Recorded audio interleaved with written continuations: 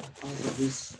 Ngamong music business, oprodoro ni ngatni team project, then own copyright.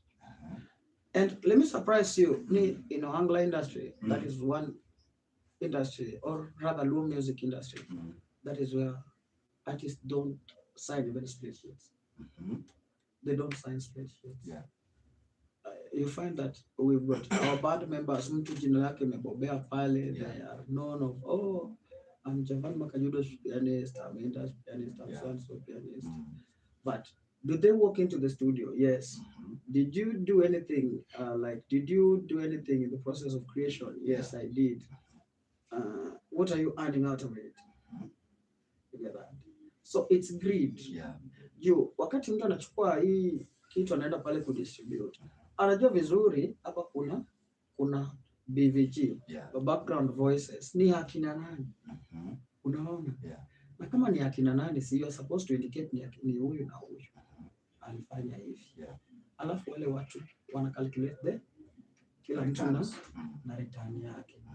We don't do that because it's greed. So unapata kati mo collabo, let's say nifanye collabo na M. Sasa wataanza kuvutania juu M sasa shajua music business. I know music business. Hiyo itakuwa moja. Nani anataka kuchukua hii project? Nani anataka kuchukua hii project? Ati nani will own it? Itakuwa hata kwa YouTube ya nani? Ameweka kwa YouTube yake, atashinda. How?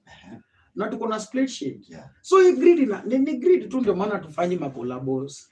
Do you think it's greed ama it's lack of exposure ama lack of it's greed. Ujua. It's greed and lack of exposure because utapata in most cases msanii other sisi wasanii, especially sisi wasanii wa Jaluo, utapata kwa hizo vitu mistari za mbele hawakwangi. They are represented always.